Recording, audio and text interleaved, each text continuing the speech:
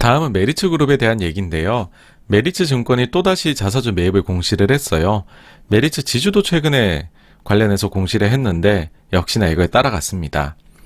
지난주에 86번가에서 메리츠에 대해 한번 다뤘었죠. 이때는 이제 메리츠 지주가 또다시 자사주 매입을 공시했다는 내용을 가지고 말씀드린 건데요. 역시나 이제 좀 또 까먹으실 수 있으니까는 간략하게 한번 복기를 해보면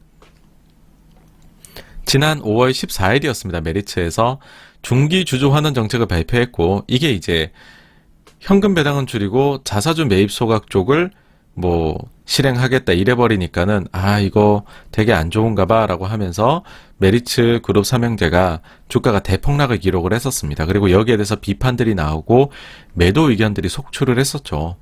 근데 회사의 변명은 세금을 고려했었을 때는 배당보다 자사주 매입 소각이 낫다는 거였죠. 특히나 이제 일반적인 15.4%의 배당 소득세를 넘어서 종합과세 대상이 되면 40% 이상의 세율이 되니까 그것보다는 세금이 나가지 않는 자사주 매입 소각이 낫지 않느냐. 저 개인적으로는 사실은 메리츠 그룹 쪽에 최고 경영진의 깊은 신뢰를 가지고 있고, 그러다 보니까는 좀 편향된 시각이라도 할 수 있겠죠. 그러다 보니까는 이제 자사주 매입 소각의 가능성을 높게 봤고, 이거 그냥 되게 별거 아닌 공시였다. 메리츠에서 어떻게 보면은 좀 미국식으로 배당보다 자사주 매입 소각이 그래 더 낫지 이런 식으로 주저하는 책이 이제 가는군이라고 생각을 했었죠.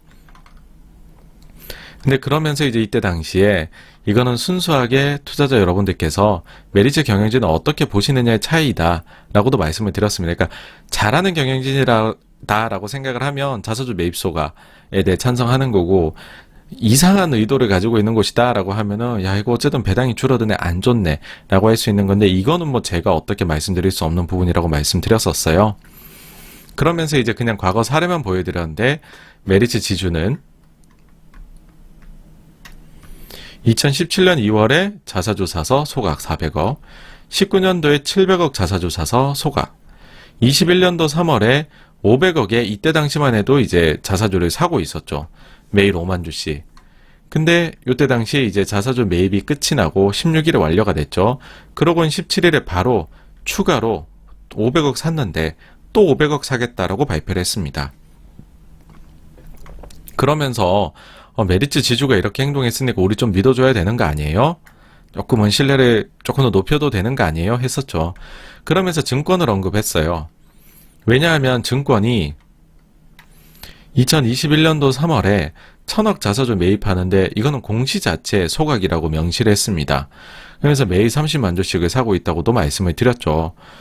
그래가지고서 이제 지난주에 할 때만 해도 이때 당시까지 957억 매입을 완료를 했었고, 그리고 그 주간에는 보면 매일 50만 주씩 매입을 하고 있었거든요. 그래서 이러면 이틀이면 다 살 것 같습니다, 여러분.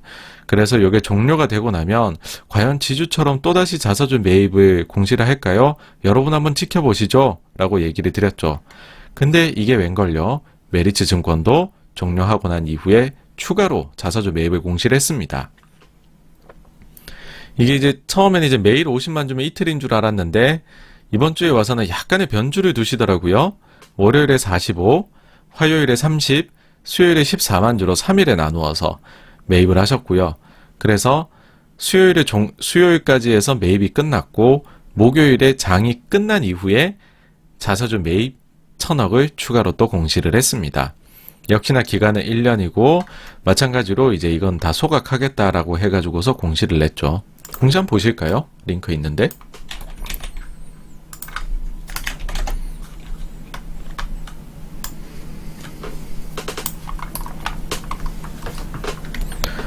(6월 24일부터) 1년이고 금액은 1000억, 주주가치 제고 목적이고요. 그리고는 취득하는 주식은 계약 종료 후 전량 이익 소각할 예정입니다. 그러니까 3월에 냈었던 공시하고 동일한 공시를 냈습니다.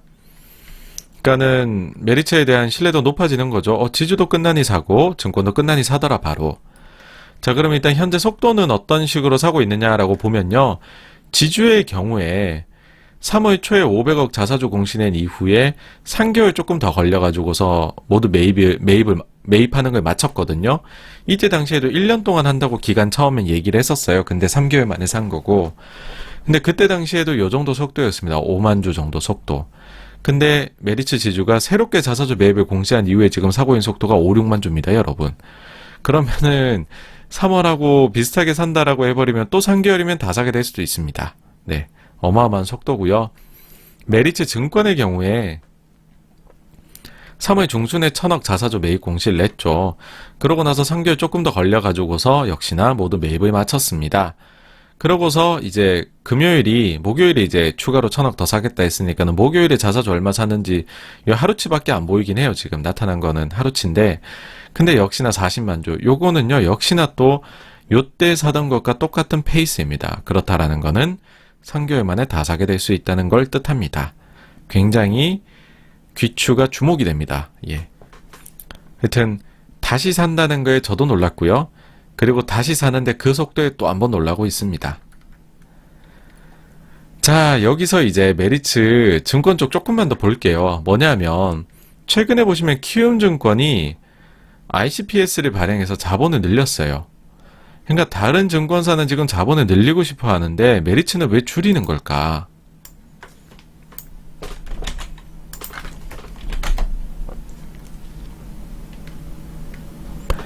키움증권이 보시면은요, 21일 날에 유상증자를 발표를 합니다. 그 월요일이죠.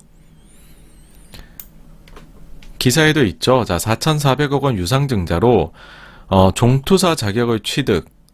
그러니까 주가가 상승하더라라는 겁니다. 구체적인 내용이죠. 4,400억 규모의 제3자 배정 유상증자를 실시하겠다고 밝혔다.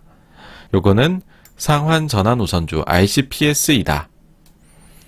그러니까 지금 현재 1분기 말 기준으로 자기 자본이 2조 7천억 정도인데 요번에 4,400억 증자를 완료하면 3조 1,700억으로 증가해서 종합금융투자사업자 자격 요건을 충족을 할 수가 있다 라고 했습니다. 네, 다시 한번 정리를 해보면 증자를 해가지고서 3조를 넘기겠다는 거고, 그로 인해 가지고서 그날 7점 몇 프로 오르고 그 다음날도 조금 더 올라서요, 현재까지 증자 발표 이후 8% 정도 주가가 올랐습니다. 그러면은 요게 생각이 드시겠죠. 자, 이제 3조 이상이 되면 뭐가 있길래 키움은 자본을 늘린 걸까? 사실 이제 정부에서 긴 장기 프로젝트를 가진 게 있습니다. 뭐냐 하면 우리나라의 증권사가 너무 난립해 있다는 거죠. 그래서 살아남으려면 대형화를 해야 된다. 우리 대형화를 유도를 하자. 그러면서 자기 자본이 얼마 이상이 될 때마다 신규 사업을 열어주기로 했어요. 수익성이 괜찮은 사업을요. 그래서 기준으로 금융당국이 당시에 삼았던 것이 3조 기준, 4조 기준, 8조 기준이었습니다.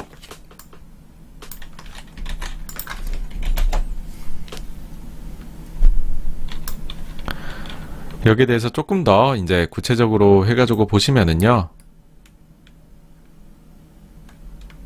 3조 원 이상 증권사에 기업 신용 공여 업무를 허용한다. 그리고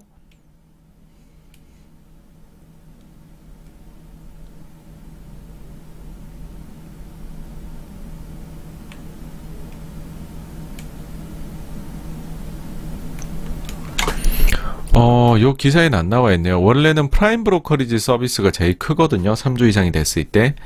그러니까는 헤지펀드들 이제 중개하는 업무, 그게 제일 큽니다. 그게 3조 이상이 됐었을 때예요. 어쨌든 3조 이상이 되면은 PBS 관련된 것, 그 다음에는 이제 기업 신용 공여 업무, 요 두 가지이고요. 그 다음에는 이제 4조 이상이 되게 되면 기업 금융 관련, 외국 환 관련 업무 할 수 있는 거고요. 8조 이상이 되면 부동산 담보 신탁 업무, 요렇게가 된다라고 합니다. 현실적으로는 외국 환 관련해 가지고서 그렇게 메리트는 없고, 그러니까는 3조 이상이 돼서 PBS 쪽을 하느냐, 그 8조는 너무 머니까는 이것도 생각을 안 하고, 그래서 여튼 3조가 굉장히 뭐랄까요, 중요한 허들이었습니다. 근데 이제 키움도 이제 3조 넘어가가지고서 PBS 관련된 걸 이제 할 수 있게 되는 거죠. 그거를 요번에 이제 ICPS 발행해가지고서 한 번에 넘어간 겁니다. 근데 이 PBS가 원래는 참으로 이제 수익성이 좋은 쪽이다라고 얘기들을 저희가 했었죠.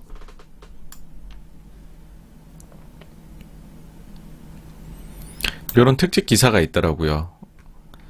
증권사 PBS 프라임 브로커리지 서비스 대해부 8년간 한국 시장 22배 커져 KB증권 선두, PBS 시장 라임 사태 공매도 금지 딛고 기지개, 업계 선두는 KB, 삼성, NH가 바짝 뒤쫓아 라고 합니다. 증권사별로 지금 PBS 운용자산 규모가요, 8조대, 7조대, 5조대, 3조대, 그 다음에 신한은 1조 정도대로 되어 있습니다.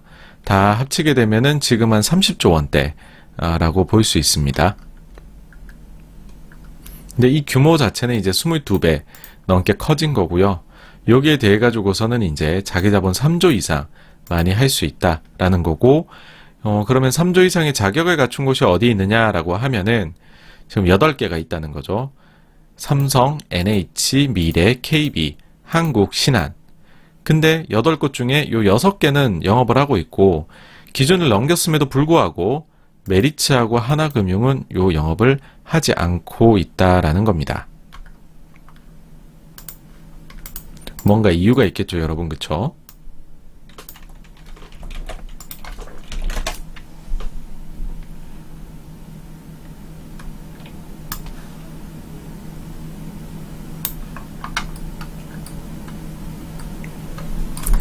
이렇게 보시면은 이제 연초 기사이죠. 자, 코로나19 확산으로 해외 대체 투자 상품에서 프라임 브로커리지 서비스 거래로 나섰던 부분도 손상차손을 인식하기 시작한 데다 손실난 펀드 상품 투자자의 보상 처리하면서 충당금을 쌓아야 하는 경우도 발생했다. 네, PBS 쪽에 뭔가 조금 있긴 하네요. 네.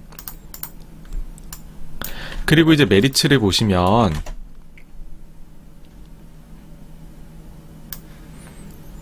요런 기사가 있습니다. 작년 이제 4월에 나온 거고요. 메리츠 증권 PBS 피해감 마이웨이에 주목. 메리츠 PBS 시장 6개 증권사 뛰어든 각축전 투자 대비 실익이 없다. 네. 그러니까 메리츠에서는 투자 대비해 가지고서 별로 실익이 없는 것 같다라고 해서 PBS 쪽을 안 하고 있는 것이고, 결론을 지어보면요. 그 자격이 있는 8개사 중에서 지금 6개사가 영업을 하고 있다. 근데 그 부분이 조금은 뭐 손상차손 부분도 있고, 그 다음 라임이나 이런 사태 때문에 조금은 뭔가 영향을 받은 것 같다라는 식으로 여기까지 보면 보이시죠, 그쵸? 사실 이게 PBS라는 거는 사모펀드의 성장하고 괴를 같이 하는 겁니다. 사모펀드들에서 뭐 롱숏을 하든 아니면 다양한 전략을 써든 했었을 때 이제 PBS를 반드시 써야 되는 거거든요. 근데 최근에 보시면은 이제 안 좋은 일들이 많았죠. 라임이나 옵티머스나 이런 일들이 있었습니다. 그러다 보니까는요, 이런 일이 이제 발생을 하는 겁니다. 최근에 사모펀드 쪽의 사정이 좋지 않습니다. 뭐냐 하면 사모펀드들이 뭐 수수료는 여러 가지가 있죠, 여러분. 운영 수수료도 있고, 뭐 그 다음에 이제 판매사에서 가져가는 보수도 있는데, 우리들이 거의 뭐 존재하지 않는다라고 생각하는 보수가 있습니다. 그게 뭐냐면 수탁 수수료입니다. 이게 이제 그 사무수탁사들이 있는데, 여기 보통 은행들이 해주는 거거든요.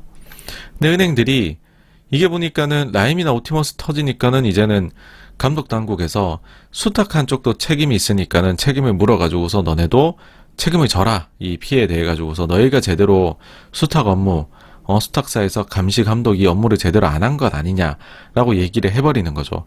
그러니까는 무슨 일이 발생했느냐라고 하면은요, 라임, 옵티머스 등 사모펀드 사태가 터지기 전에는 0.02%를 받았다는 거예요. 근데 최근에 요구하는 데에는 0.5%도 요구를 하고 있다는 겁니다. 이거는 무슨 말이냐 하면은요, 여러분들이 펀드를 가입을 하시면은 운용 보수가 몇 bp 나가겠죠. 뭐 0. 몇 프로 걷겠죠. 그 다음 판매사에서도 0. 몇 프로 받겠죠. 그러고 나서 이제 운용사에서 운용을 하게 되면 고객 자산의 나머지 이제 비용은 거의 없는 거라 생각을 했는데, 수탁 수수료가 매년 0.02%이던 게 0.5%로 사실상 0.5%가 이제 증가를 해버리는 거죠. 그러면은 매년 그 펀드의 수익률이 확정적으로 0.5%씩 떨어지게 되는 거죠. 여러분들 0.5% 매년 시장을 아웃해가지고서 꾸준히 장기간 하게 되면 훌륭한 펀드라고 평가받을 수도 있습니다. 근데 그만큼 조금이라도 시장을 아웃하기 위해서 노력들을 사람들이 하는 거고, 뭐 예를 들어 만약에 시장 대비 2%를 이긴다라고 하면은 뭐 상위권에 있는 펀드가 되는 게 현실이거든요. 그리고 특히나 사모펀드들의 경우에는 이제 그 성과 보수를 연동하는 펀드들이 많죠.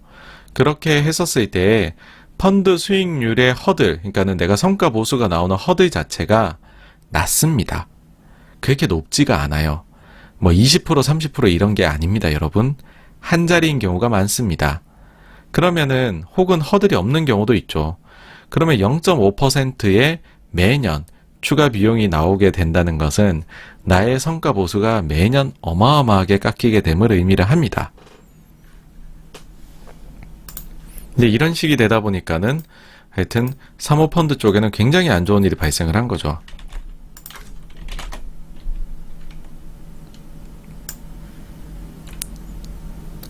근데 진짜 좀 이쪽 업계는 설상가상인 게요.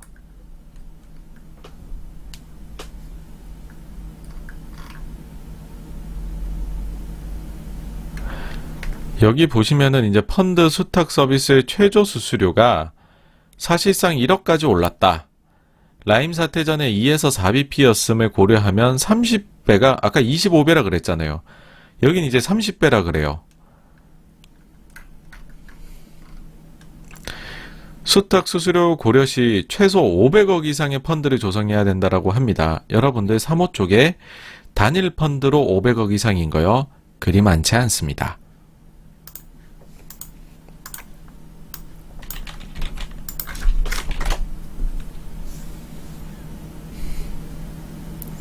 근데 이제는 비용이 구조적으로 증가하는 걸 넘어가가지고서요. 안 받는데요, 그냥. 묻지마 수탁 거부. 그러니까 지금 비용이 올라가는 걸 걱정할 수준도 넘어서고 있는 상황입니다. 수탁 쪽은요, 요즘 대란입니다. 그리고 판매사 쪽에서도 그 이제 펀드를 출시를 하려고 하는 쪽에 자기 자본이나 AUM이나 막 이런 것들을 고려해가지고서 소위 말해서 사고 안 칠 만한 곳, 사고를 치더라도 그거를 해결할 만한 정도의 규모를 갖춘 것의 것만 지금 팔려고 하거든요. 그러다 보니까 자연스럽게 사모펀드 쪽이 지금 시장이 많이 위축이 돼 있는 상황입니다. 그러면은 사모펀드 쪽이 많이 위축이 돼 있다라고 하면 이들과 같이 성장을 해야 되는 PBS 쪽도 지금은 상황이 원래는 어마어마한 성장이었는데 아까 보셨지만은 뭐 22배 성장했다고 했잖아요. 근데 지금은 이게 지금은 수익성, 성장성에 대해서 많은 갑론을박이 있는 상황입니다.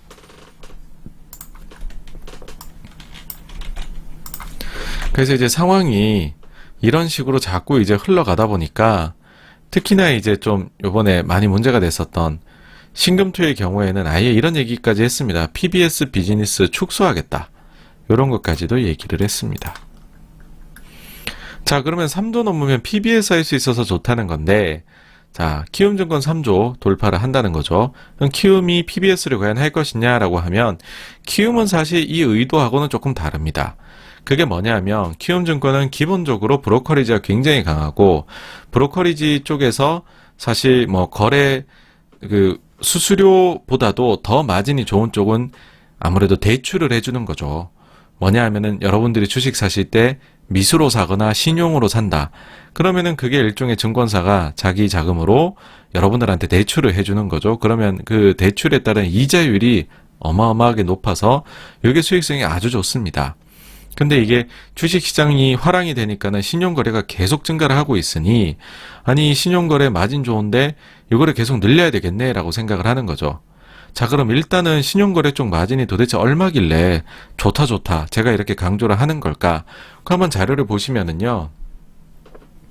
그럼 마진이라고 하면은 그 증권사 입장에서는 본인들의 조달 금리하고 본인들이 빌려주는 금리, 그러니까 소위 말하면 은행으로 말하면은 NIM 같은 게 만들어낼 수가 있겠죠, 그렇죠? 자, 그럼 두 가지 알아야 되죠. 얼마에 빌려주느냐. 이제 빌려주는 금리를 여러분들이 보시면은요. 여기 이제 금투협에 보시면은 자료가 나와 있습니다.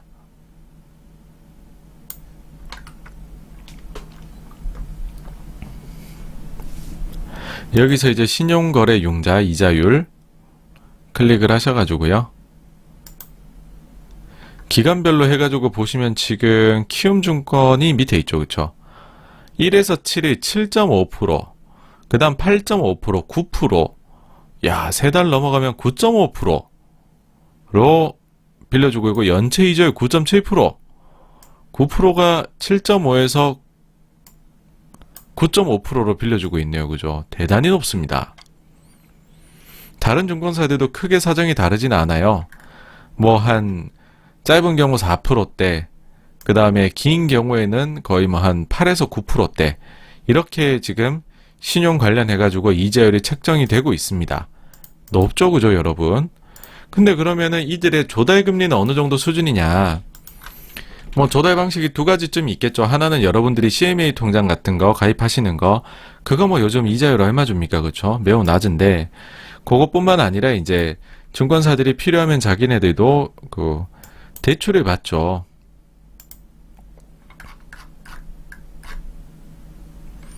보시면 이제 채무증권을 발행을 하는데, 요게 보시면은 이자율이 0.99, 그 다음에 0.67, 0.7 뭐 이런 식으로 나와 있습니다.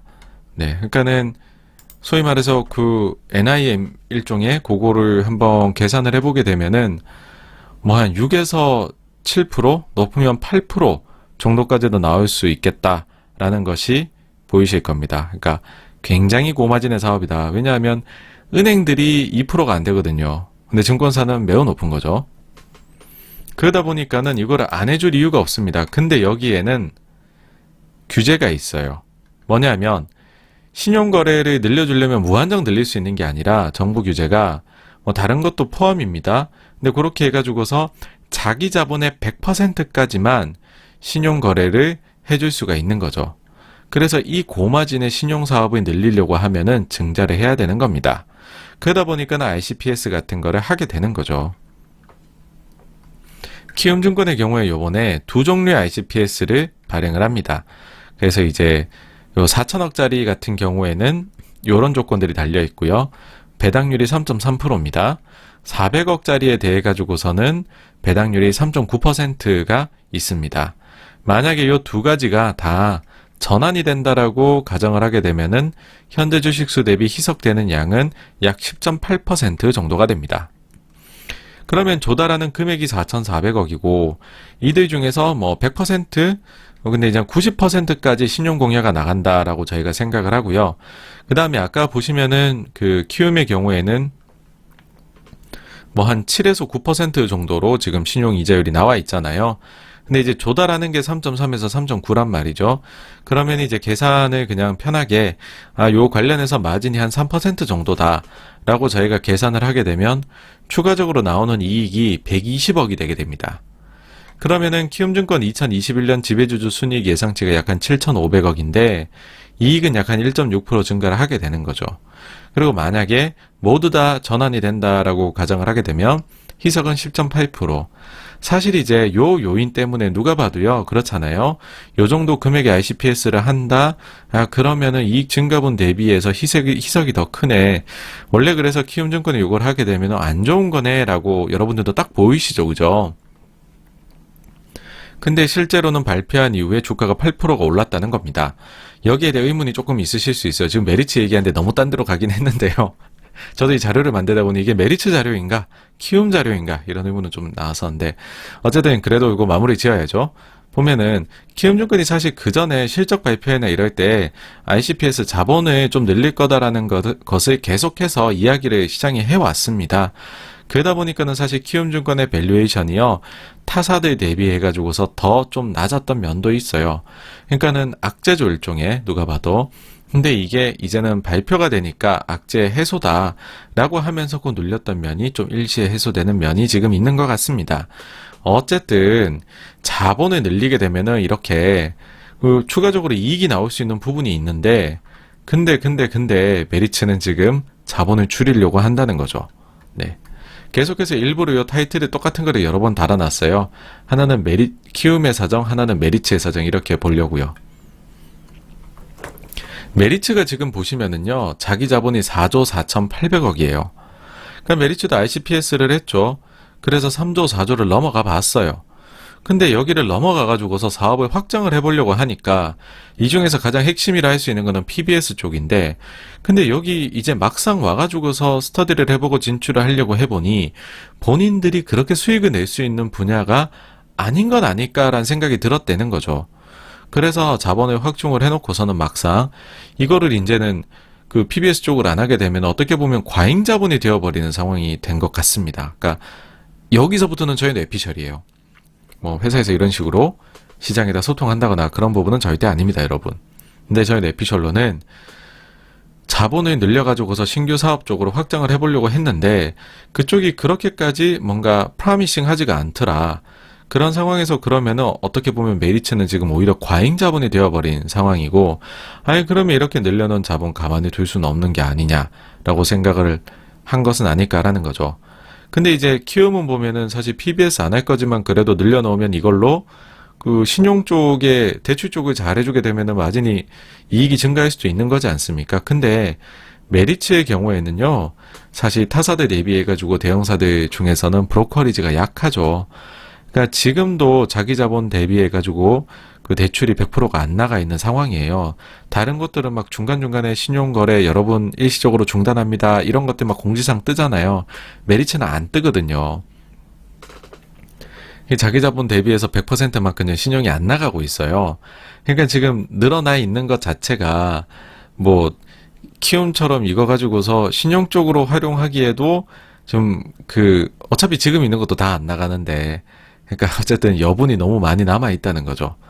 그러다 보니까는 내릴 수 있는 결론은, 가장 효율적인 결론은, 아니 그럼 우리가 지금 가지고 있는 것 중에서 과잉 자본은 다시 줄이는 것이 합리적인 것 아닐까라는 생각에 혹시나 도달한 것은 아닐까라고 86번가에서는 생각을 합니다.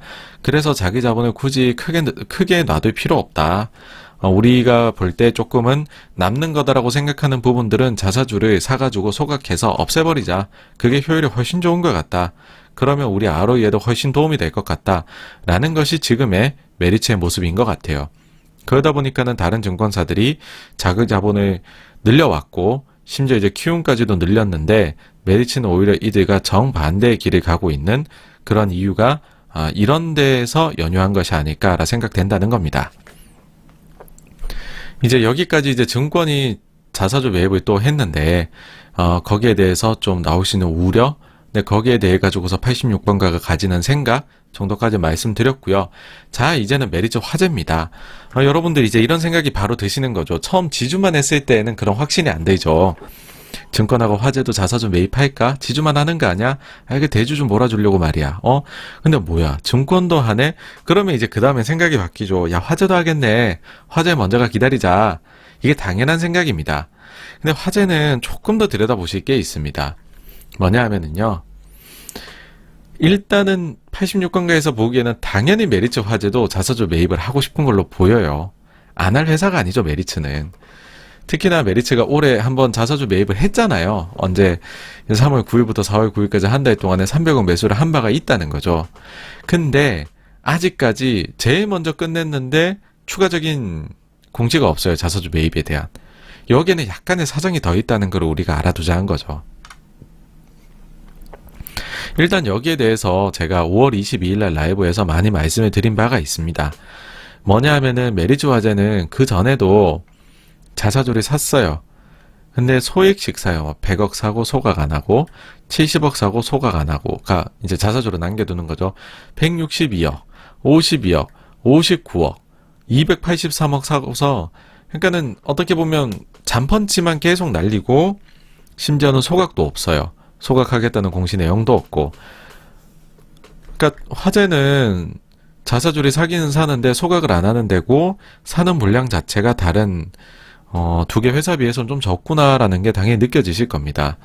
여기 보면은 야, 역시 메리츠 화재는 뭔가 사정이 있는 거야, 안 하는구나, 그렇게 보실 수도 있는데 나쁘게.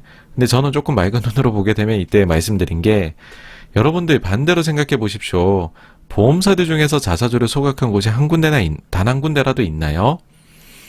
화재는 사실 소각을 하고 싶었던 거 아닐까요? 근데 소각을 할 수 없는 뭔가 여기에 사정이 있는 것 아닐까요? 라고 말씀을 드렸던 거죠. 그렇게 해서 봤었을 때 이제 새 회계 기준 도입이 결국은 이슈가 된다라는 게 일단 첫째입니다.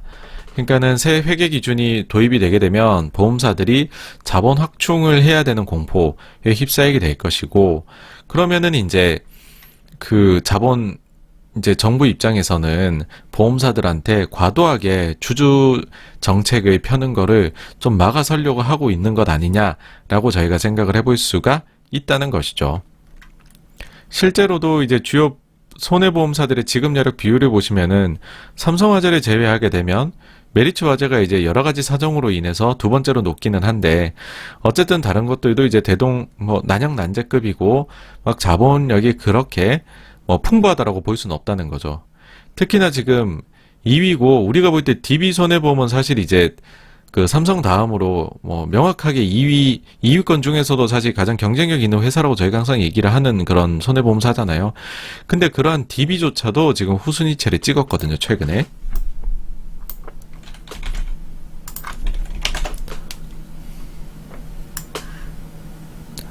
이렇게 보시면 이제 6월 10일 날에 후순위체 약 한 5천억 정도를 찍어냈습니다.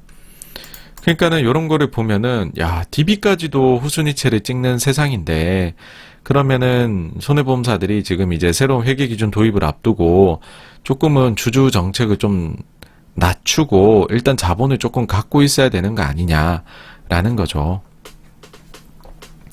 그래가지고서 이제 자사주 매입에 있어가지고서는 뭐 메리츠 화재만큼은 좀 일종의 차이가 생겨나는 것 아니냐. 이거를 이제 그냥 쉽게 말씀드리면 지주증권은 사는데 화재는 안 사는 거 아냐? 뭐 이런 식으로까지의 생각으로도 당연히 이어질 수가 있다는 겁니다. 자, 그래서 다음 꼭지를 이렇게 잡았어요. 아니, 그러면은요, 지주증권은 하는데 화재는 안 하나요? 근데 여기에 대해서 답을 드리자면은, 할 것 같다입니다, 저는. 자, 근데 그 가는 길이 조금 험난합니다. 뭐냐면은, 일단 여기에 대한 이러한 저의 그 가정에 대해서 좀 공감이 필요해요. 뭐냐면은 저희가 이제 신회계기준 도입이라는 엄청난 규제 강화가 있죠. 근데 이제 저는 규제 강화에 대해서 늘 그렇게 생각을 해요. 규제 강화라는 것은 좀 그래도 소위 말해서 요 뒤로, 이게 아무리 국제 회계 기준이라 하더라도 뒤로 약간씩은 우리나라가 많이 좀 금융사들이 힘들어하며 빠져나갈 수 있는 구멍을 만들어주는 것이 또한 규제이다. 왜냐하면 규제는 사람이 만드는 거니까. 그래서 규제의 강도가 너무 높을 것으로는 생각하지 않는다라는 게 86번가 생각이라는 거죠. 만약에 시뮬레이션을 했었을 때 모든 보험사가 유상증자를 크게 할 정도로 굉장히 부정적으로 나온다면 어떻게 할 것이냐. 당연히 너무 큰 부담을 지지 않도록 여러 가지 빠져나갈 구멍을 만들어주게 될 것이라는 겁니다. 이미 그 중에 하나로 지금 많이 쓰고 있는 것이 아까 보셨던 것과 같이 이제 그런 신종 자본증권 발행으로 자본력을 갖출 수 있도록 정부에서 뭐 어떻게 보면은 그냥 요거는 허용을 해주고 있는 거죠. 그러면은 이제 결론적으로 봐서는 과연 정부에서 어느 정도 강도로 제도 도입을 추구를 할까라고 했었을 때 제가 가지는 생각은 이렇습니다. 그러니까 미치는 영향을 최소화하면서도 제도 도입을 하려면은 개인적으로 각 분야 손해보험, 생명보험에서 1위 하는 회사는 아무것도 안 해도 되게 할 것 같다라는 거고요. 그 다음에 이익권 회사들은 일부 유상증자나 신종자본증권 발행을 빡세게 하면 방어가 될 수 있는 수준 정도로 제도 도입을 하지 않겠느냐. 그리고 하위권사들은 대규모의 유상증자 혹은 적극적 인수합병으로 재편이 될 수 있게 유도할 수 있는 수준으로의 제도가 나오지 않겠느냐. 규제가. 뭐 그렇게 생각을 합니다. 바꾸어 생각하면요, 여러분, 만약에 1위 회사도 대규모 유증을 해야 될 정도 규모로 정도로 아주 이제 스트릭트하게 규제가 나온다라고 해버리면 하위권사는 거의 폐업해야 되는 수준이 될 겁니다. 그래서 그렇게는 하기가 어렵습니다. 보험이라는 것 자체가 워낙에나 이게 민감하고 그 다음에 사람들이 살아가는데 고객들한테 너무 중요하거든요. 이거 잘못해가지고 회사가 한두 개 날아간다라고 해버리면은 이거를 처리하는 것도 금융당국 입장에서는 굉장히 골칩니다. 자, 그러면은 길게 돌아왔는데, 그래서 가장 듣고 싶은 말은 메리츠는 하나요? 화재는 하나요? 안 하나요? 한다면 언제쯤 할 건가요? 인데, 그거는 의외로 요거의 키는 은행이 쥐고 있다라는 것이 86번가의 생각입니다. 지금 여러분 보시면은 은행들한테 대해서 배당 제한을 하고 있죠. 6월 말까지로 돼 있죠. 이게 지금 이제 7월부터 해제된다라고 얘기를 해요. 뭐 정부가 이제 코로나 특수성을 감안해가지고 한 조치인데 은행 배당을 제한하는 권고를 한다고 했지만 우리는 규제라고 생각을 하죠. 자, 기사 한번 보시죠.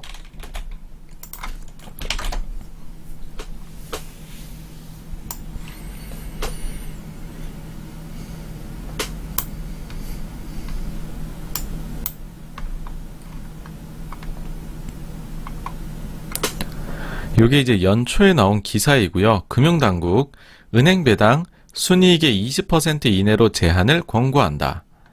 자, 올해 6월 말까지 한시적 적용이고 이유는 뭐냐면 L자형 시나리오에서 상당수 은행이 배당 제한 규제 비율을 이제 통과하지 못했기 때문이다라고 얘기를 합니다. 사실 요거 86번가 1월 31일 라이브에서 다룬 적이 있어요. 근데 요게 그러면은 이때 당시에 정부에서 말한 게 어느 정도로 타이트했던 건지를 한번 다시 한번 보여드릴게요. 저희가 뭐 한 반년 정도가 또 지났으니까 이것도 한번 짚고 넘어가 봐야 될 것 같습니다. 자, 코로나19 위기 극복을 위해 위기 상황에서도 충분한 손실 흡수 능력을 보여야 할 필요가 있는 것 같다. 그러면은 재무 건전성, 자, 뭐 어느 정도로 봐야 될까라고 하면은 자, 국제적 검증받는 모형을 활용해서 스트레스 테스트를 했다고 합니다. 근데 이 조건을 어떻게 설정하느냐, 그거에 따라 너무나도 달라지겠죠? 두 가지 정도로 했다고 해요. 하나는 U자형, 하나는 L자형. U자형은 장기 회복이 된다는 거죠. 21년도 글로벌 경기 둔화로 2020년은 당연히 마이너스고 21년도에 마이너스 성장이 확대가 된 이후에 22년도에는 회복이 되고 그런 시나리오란 거죠. 21년 마이너스 5.8%, 22년에는 4.6%, 23년에는 5.9% 성장 가정을 했다는 거고 L자형은 장기 침체입니다. 자, 2021년 마이너스 5.8%, 22년 제로, 23년 0.9%. 이게 심지어요 97년 외환위기 마이너스 5.1%보다도 더 큰 강도의 위기 상황을 가정을 했다라는 겁니다.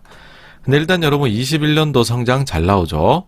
네, 엄청나게 잘 나오고 있죠. 그 감안하면은 이게 얼마나 보수적인 시나리오였는지 여러분들 생각이 되실 겁니다. 근데 사실 U자형도 굉장히 21년도 자체를 마이너스 5.8로 잡았으니까 보수적이라고 할 수 있죠. 근데 이런 상황에서는 모든 은행들이 배당 제한 규제 비율을 상회해버리는 거예요. 근데 정부에서 사실 이때는 좀 금감원하고 은행권하고의 기싸움이 있었죠. 굉장히 이제 좀 뭐 금융당국이 보기에는 지금 은행 쪽이 조금은 말을 안 듣는다. 우리 말을 좀 따랐으면 좋겠는데 라고 해가지고서 경고하다가 아예 이제 자료까지 내버렸죠. 아니 근데 이제 자료를 내려면 그래도 논리가 있어야 되니까. 근데 그 논리를 한번 펴보니까 이제 U자형으로 해보니까는 요것도 조금은 보수적인데 이렇게 해도 배당을 할 수 있게 되는 거예요. 야, 그러면 더 장기 침체를 잡아. 새로운 시나리오가 하나 더 들어왔죠. 이건 성장이란 것이 없는 거예요. 마이너스만 있고. 근데 L자형을 하게 되니까는 이제 아이고 원하는 결과가 나오는 거죠. 자, L자형이 되니까는 상당수 은행이 배당 제한 규제 비율을 못 맞추네가 나오는 겁니다. 자, 좋아. 그러면은 L자형을 가지고서 이제 얘기를 하자. 봐라 얘들아. 너네들 L자형으로 하니까는 니네가 배당을 지금 많이 해서는 안 되는 걸로 결과가 나왔어. 그러니까는 순이익의 20% 이내만 배당을 해라.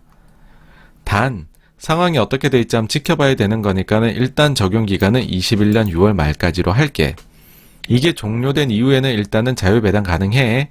근데 사실 그거는 또 그때 가야지 아는 거지 않겠니? 라는 식으로 이제 자료가 나왔죠. 근데 그때 이후로 생각을 해보시면은 글로벌이 굉장히 상황이 좋아졌습니다. 굉장히 좋아져가지고서 사실은 상황이 더 어려워져서 6월 말까지로 하려고 했던 거를 추가로 더 연장을 해야 되겠습니다. 라는 말을 하기는 어려운 상황이에요. 현실적으로. 그럼 7월부터는 은행권들은 이제는 배당 제한이 풀려나간다.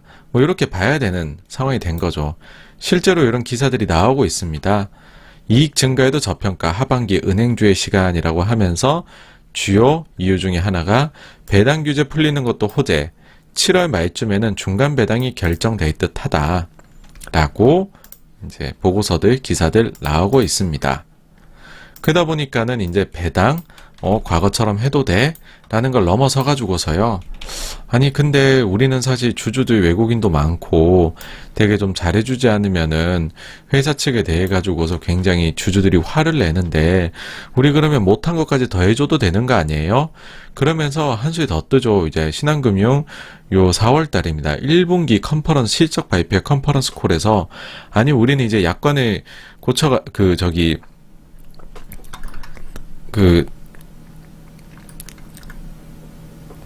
좀 개정을 해가지고서 이제는 우리는 분기 배당도 할 거고요. 자사주 매입도 함께 실시를 할 계획이에요. 라는 식으로 이미 컨퍼런스 콜에서 4월 달에 발표를 했습니다. 선언을 한 상황입니다. 네. 자, 여러분들 한번 생각을 해보세요. 은행이 자유롭게 자본 정책을 재개할 수 있게 된다면, 그렇게 된다면 메리츠 화재도 제가 생각할 때에는 아마 이 시기에 맞추어서요. 그러니까는 뭐 물론 이제 보험 쪽에서 자기 자본 내년에 너네 어떻게 될지 모르니 계속 가지고 있어 강화해야 돼라고 하지만은 사실은 비슷하게는 지금 은행도 규제를 권고라고 했지만은 묶어뒀었는데 이거를 이제는 풀어주게 된다. 라고 하면은 제가 생각할 때에는요, 이때에 맞춰가지고서 메리츠 화재 측에서 아니 은행도 저렇게 풀어주셨으면서 왜 우리는 규제를 이렇게 강하게 하시나요? 우리도 자사주 매입하게 해주세요. 우리는 특히나 RBC도 말씀하시는 거 이상으로 지금은 업계 내에서는 좀 200 이상으로 잘 맞추고 있잖아요. 라고 하면서 제가 볼 때에는 은행이 하게 되면 바로 그 뒤따라서 슥 자사주 매입 결정을 내리게 되지 않을까 라고 뇌피셜로 생각을 합니다. 결론을 말씀을 드릴게요. 지주증권은 재차 자사주 매입을 재개를 했어요. 그럼 화재는 이라고 생각을 하실 텐데 아무래도 화재 쪽은 보험 쪽이 자본 이슈가 있어서 좀 눈치가 보일 것이다 라는 거죠, 지금은. 근데 뭐 조금 결이 다르기는 하지만은 은행 쪽도 이제 혹시나 더 위기가 오면 어떡하냐라는 정부의 걱정으로 인해서 권고를 당했던 배당, 즉 주주정책 관련했던 권고를 당해서 제한이 있었던 거죠. 근데 그게 6월 말이면은 끝나고 7월부터 풀린다. 그러면 7월 말에부터 해서 은행들이 실적 발표를 슬슬슬 해나가겠죠. 그러면 그때 주주 환원책도 발표를 할 텐데 아까 신한은 보셨겠지만은 중간 배당 자사주 매입까지 이미 1분기 실적 발표에서 얘기를 했어요. 그러면은 7월부터 만약에 그 은행 쪽에 배당 제한이 풀리게 되면 배당뿐만 아니라 자사주 매입까지도 막 들어가게 되겠죠. 이런 식으로 은행들이 너도 나도 만약에 배당도 하고 자사주 매입도 결정을 내린다? 그러면 그때 가서 화재도 금융당국에서 쓱 아니 은행만 시켜주시고 저도 좀 시켜주세요. 저희 RBC 나쁘지 않습니다. 라고 하면서 그때쯤에 아마 자사주 매입을 발표를 하게 되지 않을까라는 것이 저의 생각입니다. 그래서 메리츠 화재는 과연 해요 안 해요? 뭐 그거는 당연히 하고 싶어 한다. 다만 거기에 변수가 조금 있다라는 거고 그래서 와 뭐야 그 지주하고 증권도 했는데 당장 다음 주부터 화재도 자사주 재개하겠네? 라고 기대를 하면 실망을 하실 수도 있고 그렇다고 해서 야 화재는 절대 안 해 라는 식으로 넉넉히 있으시기에는 7월 말에 은행들의 눈치 사정에 따라 갖고 화재도 할 수 있음이 지금은 보인다라는 겁니다. 그래서 그 정도의 좀 뭐랄까요 여지? 시나리오 정도를 머릿속에 넣어두시고 메리츠 그룹에 대해 가지고 투자 의견을 가지시면 어떨까라고 생각을 합니다. 이상이 이제 메리츠 관련된 내용이었고요. 다음으로 넘어가겠습니다.